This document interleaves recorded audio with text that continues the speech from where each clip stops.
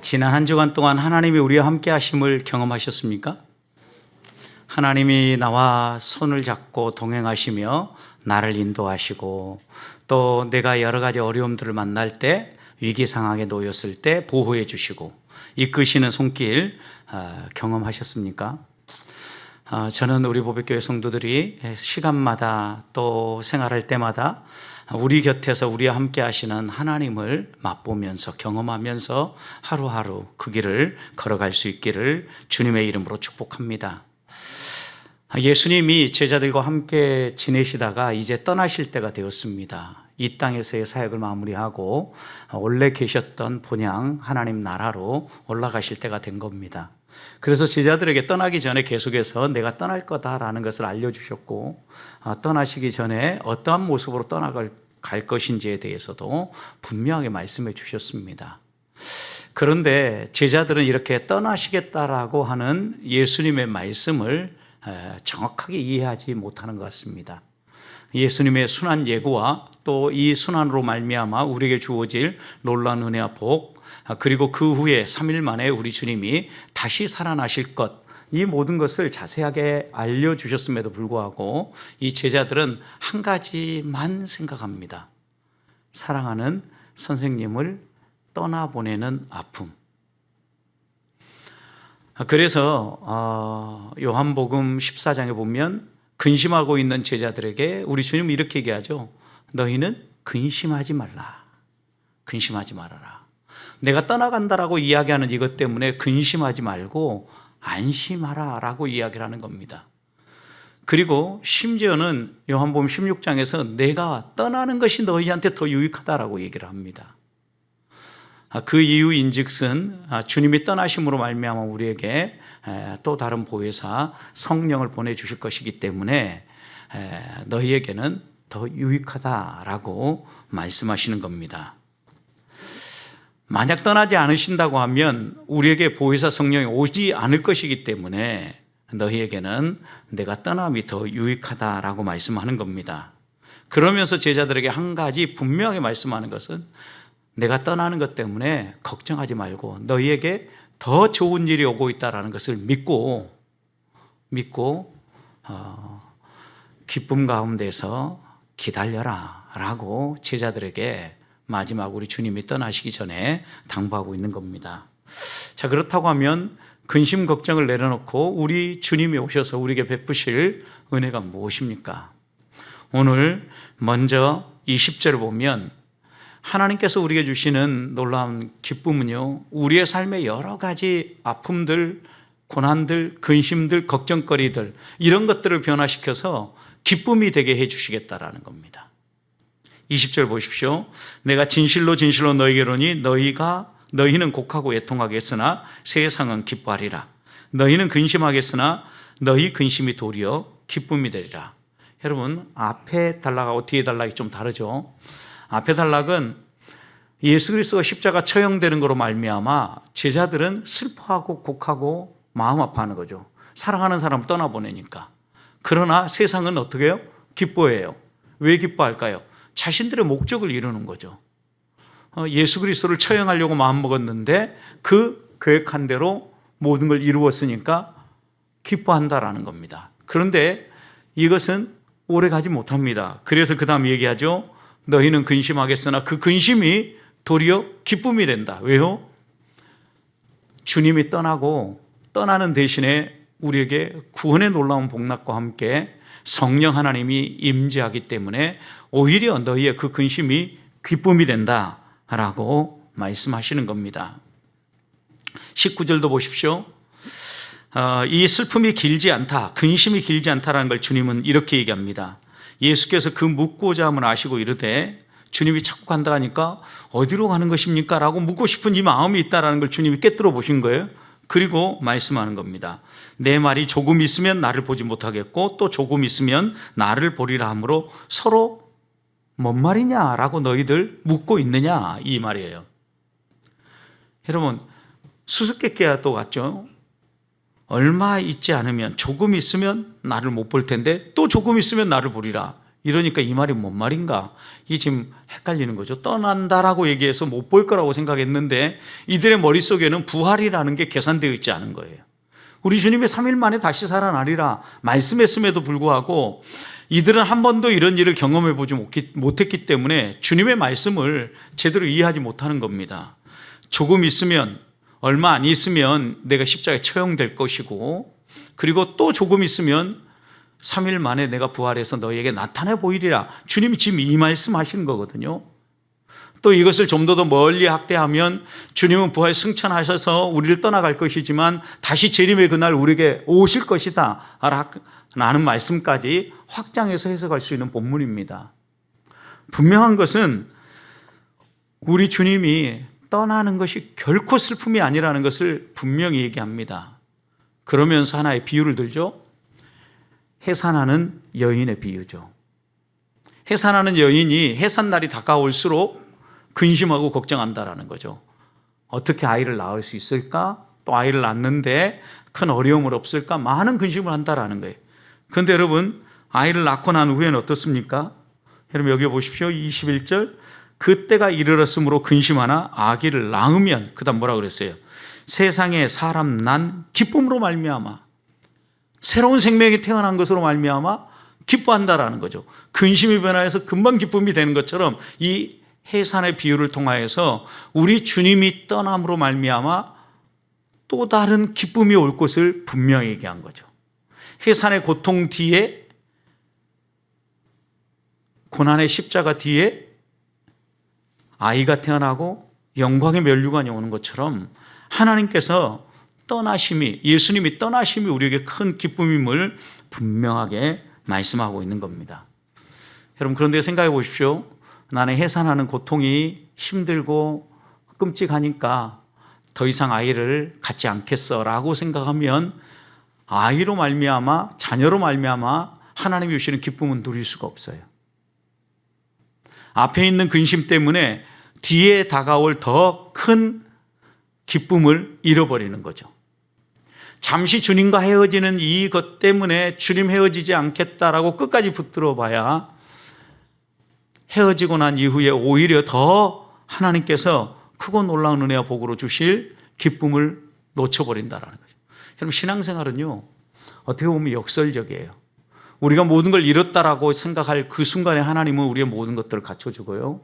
근심 가운데 슬퍼하고 주저앉아 있는 사람들 같지만 하나님은 그런 우리들을 큰 기쁨 가운데 하나님의 백성답게 살아가도록 변화시켜 주시기 때문입니다.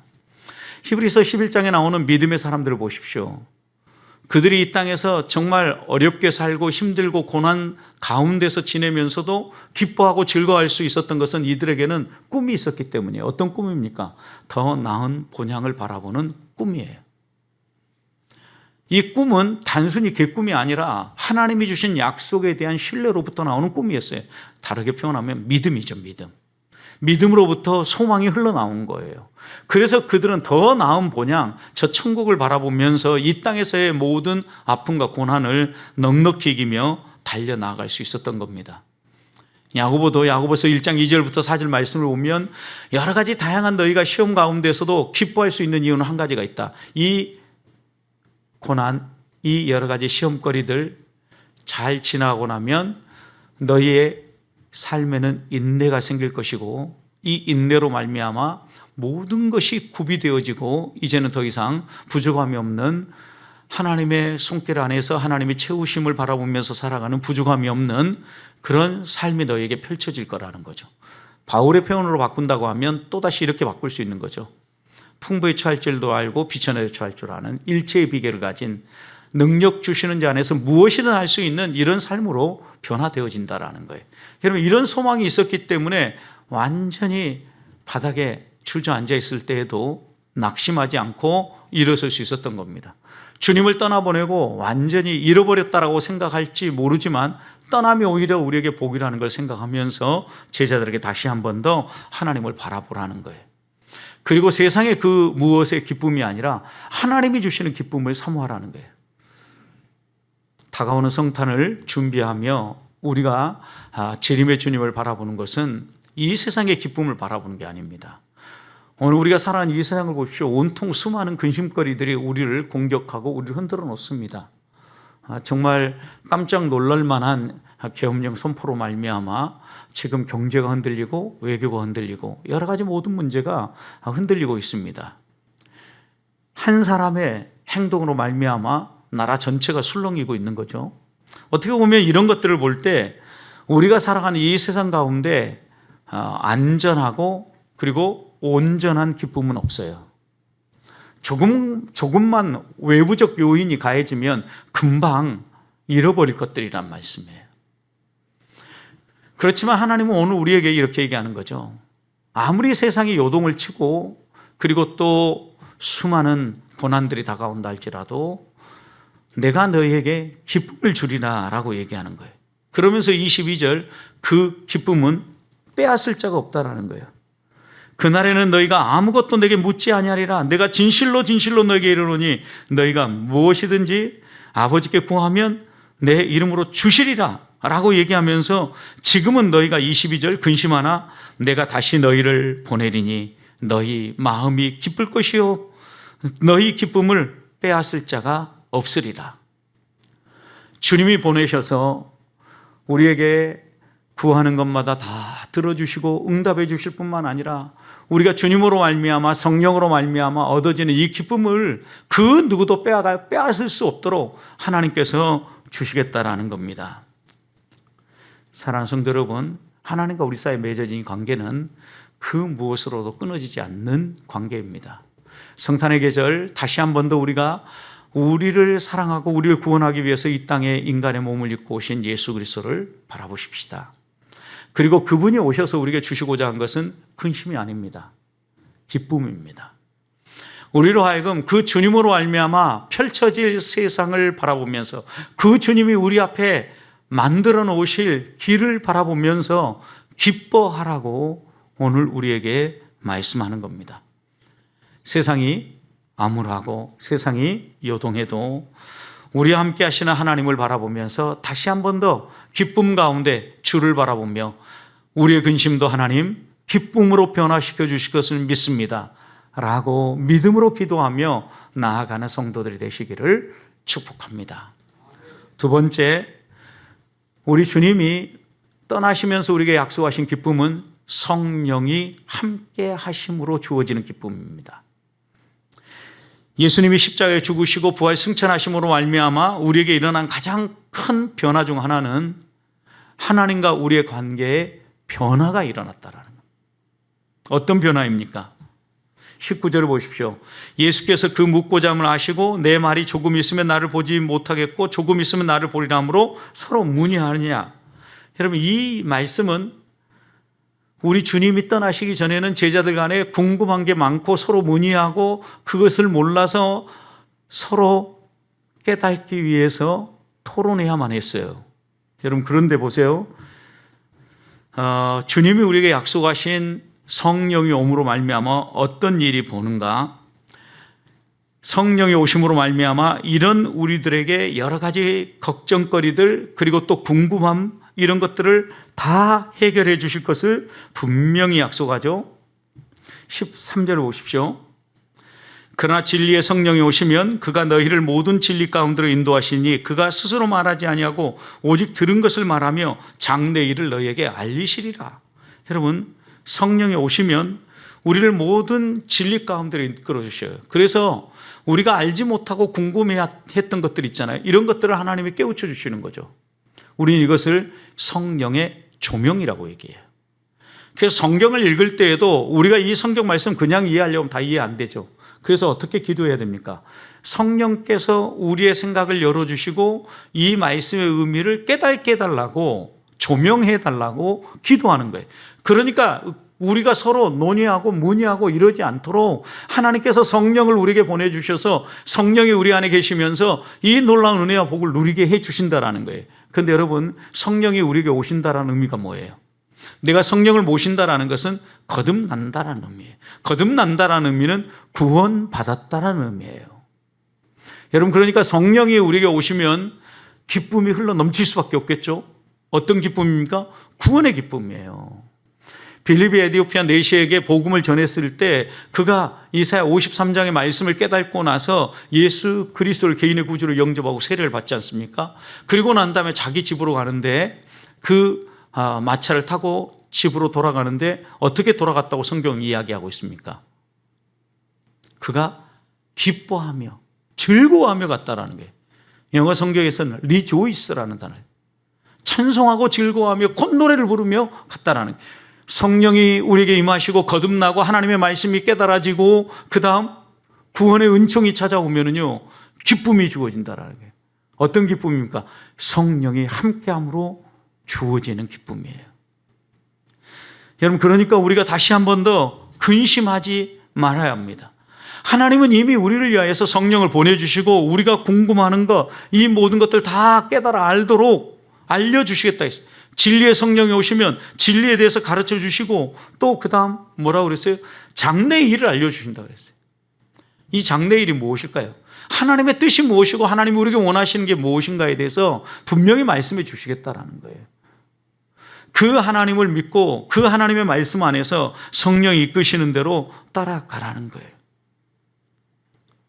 제자들은 지금 십자가에 처형당하면 끝이다라고 생각했을지 모르지만 그것이 끝이 아니라 새로운 출발이라는 걸 분명히 보여주는 거죠.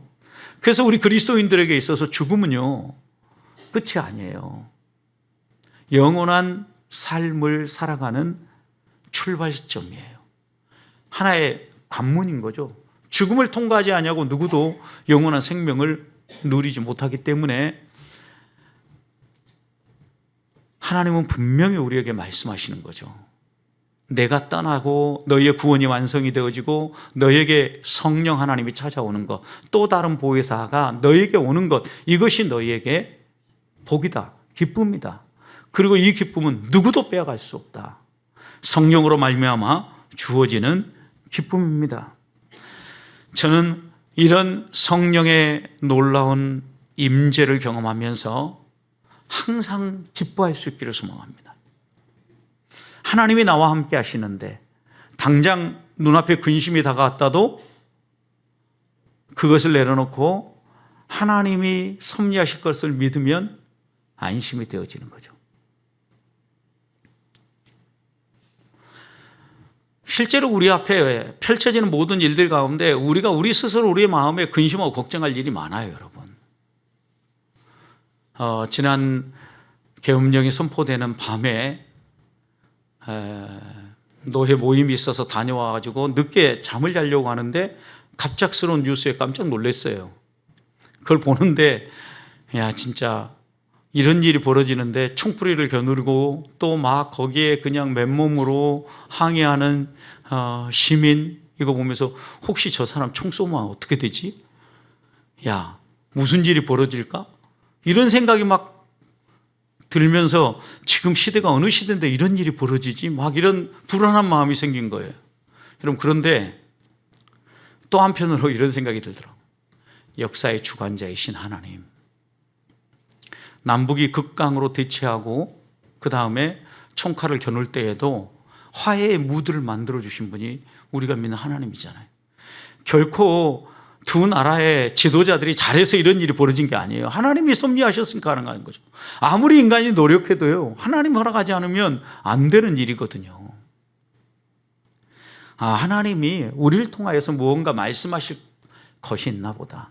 하나님이 어떤 방법으로 이 세상의 역사를 섭리하고 주관하신다고 했는데 하나님이 하실 일들을 하나님이 보이고자 무언가를 하시나 보다 라고 생각을 하니까 잠자리 들어서 그래, 내가 할 일은 새벽기도 가서 설교해야지 라고 잠자리에 들게 되더라고요. 우리가 하나님을 믿고 의지한다는 것은요, 우리의 삶에 도처에 깔려 있어요. 도처에 깔려 있다는 얘기는 내가 하나님을 신뢰하지 않으면 내 머리와 내 생각으로 근심하면서요, 잠 못 이룰 일들이 많이 있다라는 거예요. 가족의 문제도 그렇고 자녀의 문제도 그렇고 우리의 건강의 문제도 그렇고요. 여러분, 하나하나 꼼꼼하게 따져보십시오. 여러분, 잠 못 자는 데 다 이유가 있어요, 여러분. 하나님께 맡기고 나면 결국은 잠잘 수 있어요. 하나님이 사랑하는 자에게 잠을 주신다는 말씀의 의미가 무엇이겠습니까, 여러분? 잠을 못 자면 하나님 안 사랑한 것입니까? 아니죠. 하나님의 사랑을 신뢰하고 하나님께 모든 걸 맡기는 사람들은 편안한 잠자리에 들 수 있다는 말씀을 분명히 우리에게 말씀해 준 거예요. 그래서 23절 보십시오. 이렇게 얘기합니다. 그날에는 너희가 아무것도 내게 묻지 아니하리라. 내가 진실로 전실로 너희에게 이르노니 너희가 무엇이든지 아버지께 구하는 것을 내 이름으로 주시리라. 왜 안 물어요? 왜 묻지 않냐고요? 진리의 성령이 오셔서 가르쳐 주시고 깨우쳐 주시고 기도하고 무릎 꿇으면 하나님의 말씀을 따라서 우리의 마음 가운데 하나님의 어떤 것을 원하시는데 확신을 주시기 때문에 이런 믿음을 가지고 이런 확신을 가지고 살아가니까 그날에는 성령이 우리에게 임하시고 성령이 우리를 이끌어 가시는 그날에는 더 이상 묻지 않아도 된다는 거죠. 좀 더 멀리 내다볼까요? 그날이 어떤 날입니까? 우리 주님이 재림 임하시는 그날이에요. 또 그날에는 더 이상 물을 것이 없어요. 왜? 주님과 더불어서 영원히 함께 살아갈 것이기 때문에. 실제로 오순절날 성령의 충만함을 입었던 제자들의 모습을 보십시오. 그들의 한 가지 특징이 있다고 하면 기뻤다라는 겁니다. 신났다라는 겁니다. 주의 일을 하는데 마지못해서 하지 않았습니다. 여러분, 주의 일을 하는데 어떤 장애물이 있었습니까? 생명을 위협하는 종교 지도자들의 협박이 있었어요. 여러분, 그런데 제자들이 어떻게 합니까? 두려워하지 않아요. 신나서 복음 전합니다. 바울은 얻어맞고 감옥에 갇혀도 감옥에 들어가서 찬송합니다. 여러분, 찬송이 그냥 나오겠습니까? 그의 마음 가운데 기쁨이 있고 확신이 있고 하나님을 향한 사랑의 고백이 있으니까 이런 게 나오는 거죠. 여러분, 이것이 어떻게 가능하냐고요? 우리 안에 예수님이 떠남으로 보내주신 또 다른 보혜사 성령 때문에 가능하다는. 여러분, 이 성령으로 말미암아 우리에게 주시는 이 기쁨을 다시 한 번 더 우리의 마음에 새기고 이 성령 하나님을 의지하고 그 성령으로 말미암는 기쁨을 따라서 힘차게 살아가는 성도들 되시기를 축복합니다. 마지막으로 성령의 임하심과 함께 주어지는 기쁨이 또 하나 있습니다. 그 기쁨은 기도 응답의 기쁨이에요. 여러분, 이제 여기에 말씀을 보십시오. 우리가 성령으로 거듭나고 하나님 자녀가 되어서 하나님 앞에 나아가서 아빠, 아버지라고 부르짖을 수 있는 자녀의 특권을 주셨는데, 여러분, 아무리 우리가 나가서 하나님 앞에 부르짖어도 우리의 삶에 기도한 것들이 응답되지 않아 보십시오. 그러면 낙심이 되게 돼 있어요. 그런데 오늘 본문 24절은 이렇게 얘기합니다. 지금까지는 너희가 내 이름으로 아무것도 구하지 아니하였으나 구하라. 그리하면 받으리니 너희 기쁨이 충만하리라 그랬어요. 여러분, 우리 주님이 우리에게 약속하신 것은 이제 너희에게 성령이 계시는데 그 성령의 인도하심을 따라서 구해라. 그러면 내가 응답해 주리라. 그리고 너희에게는 기쁨이 충만하리라. 여러분, 그러니까 우리가 신앙생활 하면서요, 성령이 분명히 우리와 함께 하셔요. 성령이 계시네 기뻐하면서 길을 걸어가다가도 가끔 이런 기쁨을 잃어버리는 이유는 뭐예요? 하나님께 간절히 기도하는데 기도 응답이 안 된다라고 생각할 때입니다. 막 기도하는데 기도가 응답이 안 된다라는 마음이 있으면 낙심이 되죠, 여러분. 그러니까 하나님이 우리의 기도를 들으시고 응답해 주신다라는 이 확신이 생기면요, 기쁨이 넘쳐요. 실제로 여러분, 하나님 우리 기도 응답해 주십니까? 저는 확실히 믿습니다. 시간의 차이는 있었을지 모르지만 이제까지 한 번도 하나님이 응답해 주지 않으신 적이 없어요. 분명히 살아계시고 분명히 응답해 주셨어요. 한 가지 다른 점이 있어요. 우리 주님이 제자들에게 기도를 가르쳐 주실 때 주님이 가르쳐 주신 기도 보면 마지막에 어떻게 합니까? 하나님께 영광을 돌리는 것으로 끝나요. 나라와 권세와 영광이 아버지께 영원히 있사옵나이다. 아멘. 끝이에요. 그런데 지금 24절에서는 주님이 가르쳐 주신 기도와 한 가지 추가되어지는 게 있어요. 뭘 하라 그랬어요? 지금까지는 너희가 내 이름으로 아무것도 구하지 않았다라는 거예요. 그냥 하나님 앞에 나아가서 하나님께 간구하고 기도했다라는 거예요. 그러나 지금부터는 어떻게 일어나는 거예요? 내 이름으로 기도하라는 거예요. 그래서 우리가 지금 이 예수 그리스도의 가르침을 따라서 기도의 마지막에 항상 뭐라고 기도합니까? 예수님 이름으로 기도합니다. 아멘이 붙은 이유예요, 여러분. 내 이름으로 기도하라는 거예요. 여러분, 내 이름으로 기도하라는 것은 주문처럼 주님의 이름을 부르라는 의미가 아니죠. 주님을 신뢰하고 주님을 의지하고 주님이 행하실 것을 믿고 주님께 맡기고 기도하라는 거예요. 그것이 주님의 이름으로 기도하는 거죠. 여러분, 이제까지는 주님이 함께 있었기 때문에 이루지, 그들을 위해서 이루어준다는 것은 주님 바로 곁에 있는 사람, 주님이 만나서 대면하는 사람들에게 이루어지는 것을 생각했어요. 여러분, 그런데 이제 우리 주님이 육체의 몸을 벗고 영광스러운 몸으로 승천해 계십니다. 그래서 주님의 이름으로 기도하면 주님이 그것을 들으시고 누구의 기도를, 전 세계 방방곡곡의 모든 그리스도인들, 하나님을 신실하게 믿는 성도들의 기도를 들으시고 응답하신다라는 거예요. 내 이름으로 기도하라는 거예요. 주님이 주신 이 약속의 말씀, 구하면 받겠고 그러면 너희에게 기쁨이 충만하리라 그랬어요. 그러니까 우리에게 기쁨이 없다, 신앙생활 하는데 즐거움이 없다, 뭐가 없는 거예요? 기도가 없는 것, 기도를 하는데도 응답이 없는 것, 둘 중에 하나예요, 여러분. 기도를 안 한다, 그러면 우리에게 기쁨은 기대할 수가 없어요. 두 번째, 기도를 했는데 응답이 없다면 기쁠 수가 없어요. 그러나 하나님의 말씀을 따라 내 안에 계신 성령의 인도하심을 따라 기도하면 그 기도는 어떻게 한다? 반드시 이루어진다. 그래서 요한복음 15장 7절에서도 너희가 내 안에, 내 말이 너희 안에 그랬어요, 여러분. 우리가 주님 안에 들어가고 주님이 우리 안에 들어온 연합이죠, 연합. 그런데 그 연합의 핵심을 뭐라고 봤냐면 내 말이 너희 안에 거하면 그랬어요. 하나님의 말씀이 우리 안에 거한다는 의미가 뭐예요? 하나님의 말씀을 존중히 여기고 그 말씀을 따라 살아간다라는 거죠. 이게 연합이에요. 주와 우리가 연합되어졌을 때 그때 그 하나님 앞에 우리가 부르짖어 구하면 그 기도가 응답되어지고 우리 안에 기쁨이 흘러넘친다라는 거예요.